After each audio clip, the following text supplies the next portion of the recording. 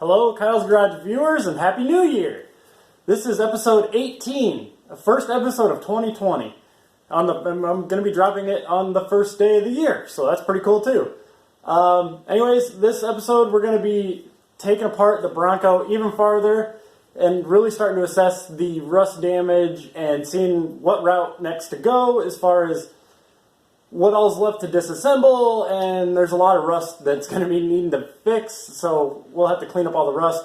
Cleaning up the rust is not going to be on this episode. So let's just roll straight into tearing the Bronco down further.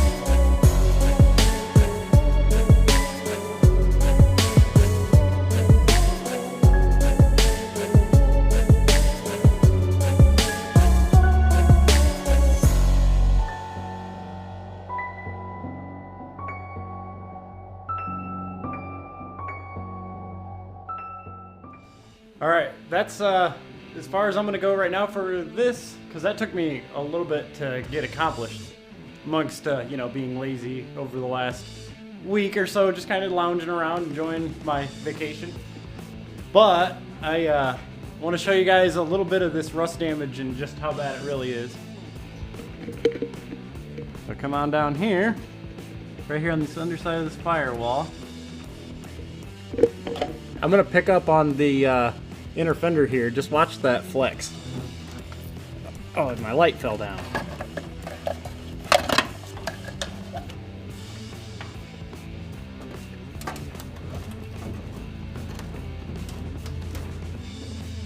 Then go in the truck.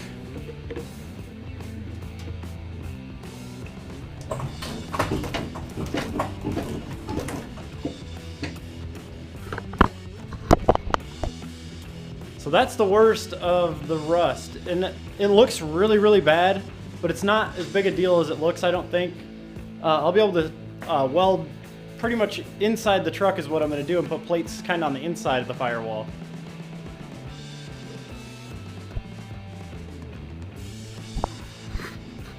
But the cool thing about this truck is it's a full frame truck, so it's already like pretty rigid and pretty stout. I just got to get this body cleaned up so it's, not flopping all over the place when we're doing sweet pulls down the drag strip. And then also another thing here is on this core support. The core support and this inner fender is supposed to be welded together, but it was in an accident once before, and you can just see it just wiggling around. There's nothing really holding this front end together. There should be, because I do have, well, it's not really doing a whole lot. Yes, that's a hockey puck, and they work pretty good as body mounts as long as everything's bolted. Obviously, this core support's about ready to fall off. So what I wanted to do is kind of cut here, just cut this off, because this is kind of like a weak thing here. Just like cut this off and reform just a 90-degree bend and weld it back together, and straighten all this up and just weld that back together too. Same on the other side, really. This side just kind of peeled apart. I don't know why. Probably just all the flexing over time. Yeah, caused that one. But it's not that rough. It looks horrible. It looks like a mess. I mean, well, it is a mess. That wiring's gonna be a lot of fun, because I do intend on keeping a lot of the Bronco wiring, so I can have headlights and taillights and windshield wipers and all the good stuff that a car is supposed to have on it. But I am gonna get rid of course, all the engine management wiring for the V6, and so we can switch over to the 4-cylinder.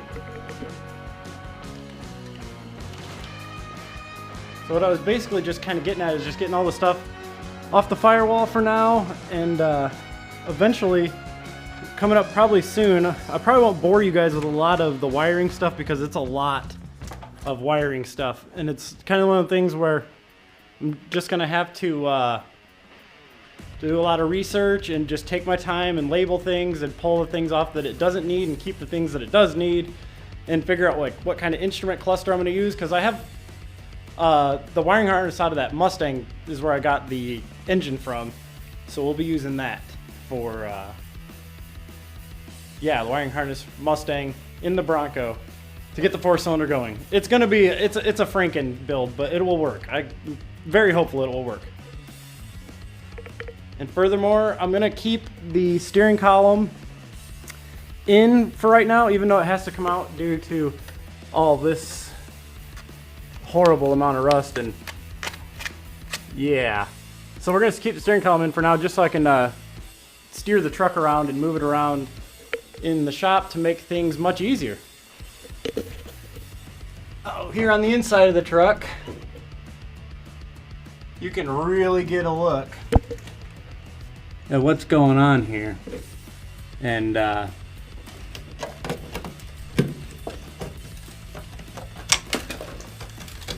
yeah, this whole thing's gonna have to come out when the steering column comes out to get in there, and we'll have to get away. I'll cut a lot of that out and put flat plates of metal in there the best we can and weld them in. Jeez, this windshield's probably gonna have to come out too, because once we start welding and cleaning up in here, we'll probably break the, well, windshield's junk anyway. Alright guys, there you have it. I hope that gives you a better perspective on kind of what the Bronco all really needs. Like I said before, it doesn't have to be pretty repairs, it just has to be strong. And if there's like a lot of rust in a place that's not structural at all, I really don't care. So if it's cosmetic rust, I don't care. If it's structural rust, I care, and I wanted to get that straightened out. As you can see, there's like a lot of structural issues going on with the firewall and the core support not being really supporting anything. So there's more of a core bridge, just a bridge for the radiator to sit on. But yeah, we're going to get all that sorted out, and yeah, I hope that clears up a lot. Of course, there's a lot more details that I can't think of right now, but they're all going to get covered throughout the documenting of the Bronco project. So, anyways, guys, here is to a Happy New Year. Take care, and I'll see you next time.